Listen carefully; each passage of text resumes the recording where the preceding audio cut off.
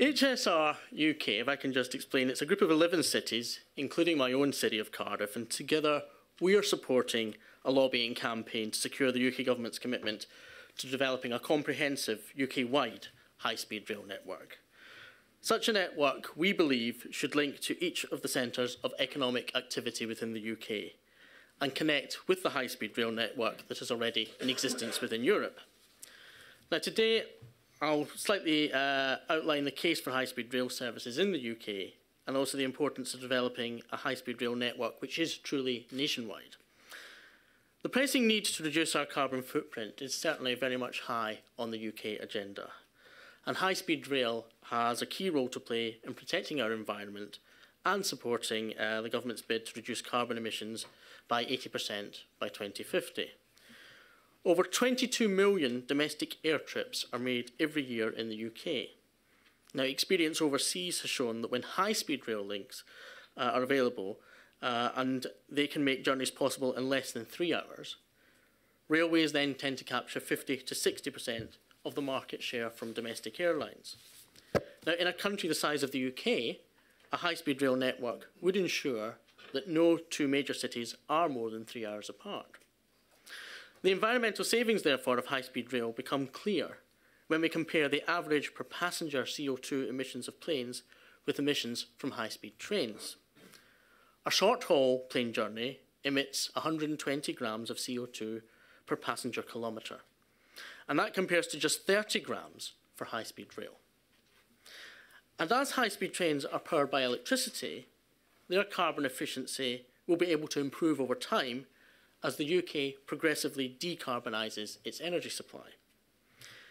This would be reinforced by the capacity that would be released by high-speed rail on the conventional rail network for additional passenger services. And that's a crucial point to bear in mind, because Britain's classic rail network is getting short of capacity. Now, the challenge for governments and the transport industry over the coming decades is how we accommodate the projected growth of rail passengers whilst dealing with congestion on our roads, including our motorways. Modelling carried out for the High Speed 2 project estimated that without a high-speed rail line, long-distance journeys currently taken on the London to West Midlands section of the West Coast Main Line will more than double by 2033, and this growth would clearly result in crowded trains throughout the day. But the picture that would be presented with High Speed 2 in place would be much different. Around 80% of travellers using existing long-distance services on the West Coast Main Line would switch to High Speed 2, freeing significant capacity on the existing main line. This capacity could be reallocated to new commuter rail services, which would also gain from greater efficiency of a less congested rail network. The scope for modal switch from car to rail travel would therefore be considerable. Given that cars account for 55% of the UK's CO2 emissions from transport, the carbon savings are therefore potentially significant. Now, so much for the environmental case for high-speed rail. What about the economic rationale? Well, a series of recent studies suggest that this is also compelling, particularly with regard to the positive impact of high-speed rail upon the UK's 11 core cities. The UK's main cities are the drivers of our economic prosperity. 1/3 of the UK's population lives in cities. Many millions more commute into them every day.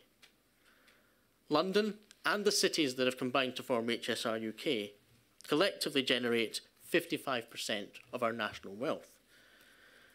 Much of the UK's recent economic success has therefore been due to the rapid growth of knowledge industries and the regeneration of cities and of their surrounding regions.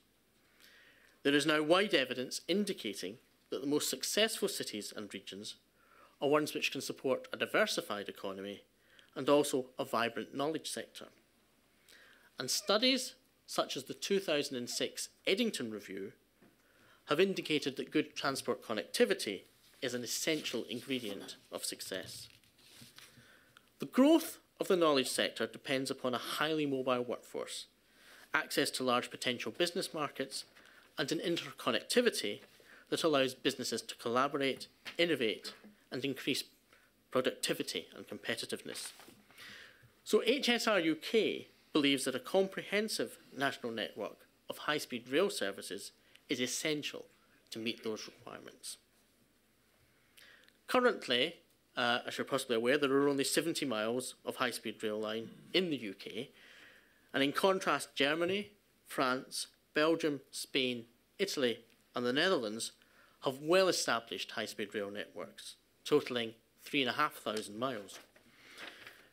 So we clearly have some way to go to catch up and to build a national high-speed rail network in the UK.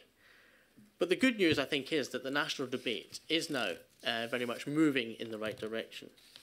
And HSR UK very much welcomed the publication of the high-speed rail command paper in March of this year.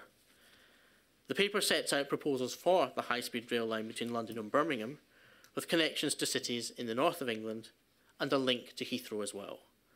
And the timescale for developing the London to Birmingham route currently is by 2026. Now, High Speed 2 would certainly result in significant journey time savings. The journey, for instance, from central Birmingham to Canary Wharf would be halved, from over 2 hours to 1 hour and 10 minutes.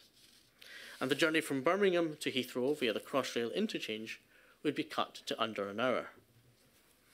Both Leeds and Manchester would be brought to within 1 hour and 20 minutes of London and within 45 minutes of Birmingham.